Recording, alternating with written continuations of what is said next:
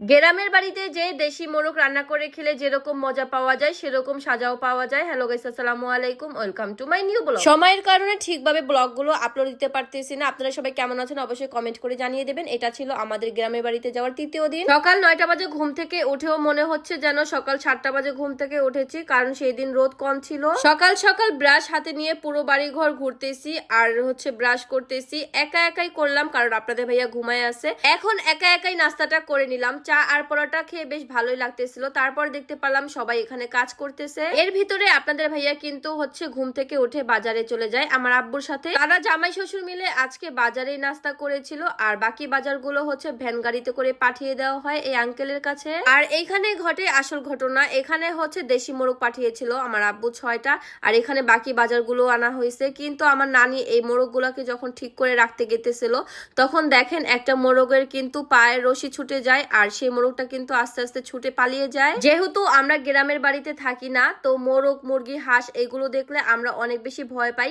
শুধু আমি না, আমার ছোট বোনগুলো কিন্তু অনেক বেশি ভয় পায়। আর সেই ভয় পাওয়ার কারণেই মোরগগুলোকে আমরা ধরতে পারি নাই। আমার আম্মু তো এখানে রেগে একদম ফায়ার হয়ে আছে, কারণ আমি ভিডিও করতেছিলাম তখন। আর এই যে দেখেন মোরগগুলো ছোটে ছোটে এক একজন এক এক জায়গায় দৌড় দিতেছিল। আমরা তো অনেক চেষ্টা করতেছিলাম এই মোরগগুলাকে ধরার জন্য, কিন্তু আমরা কেউ পারতেছিলাম না। আর আমার কাছে মোরগ আসলে তো আমি দৌড় দিতাম বারবার। এইদিকে বাসায়ও কেউ ছিল না, আপনাদের ভাইয়াও ছিল না, আমার আব্বুও ছিল না, মানে ছেলে মানুষ বলতে বাসায় কেউই ছিল না।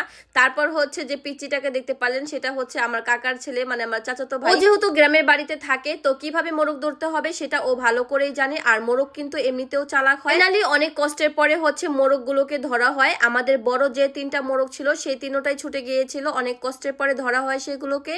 এরপর সেগুলোকে আমার আম্মু একবারে জবাই দিয়ে ফেলে, বলে যে এগুলোকে আর রাখা যাবে না। তারপর ওইগুলোকে সুন্দর করে কেটে ফ্রিজে রেখে এখন আমরা চলে যাচ্ছি দাওয়াত খেতে দুপুরে। আর আজকে আমরা দাওয়াত খেতে এসেছি আমার দাদির ভাইয়ের বাসা, মানে আমার বাবার মামার বাসা আর আমার দাদার বাসা।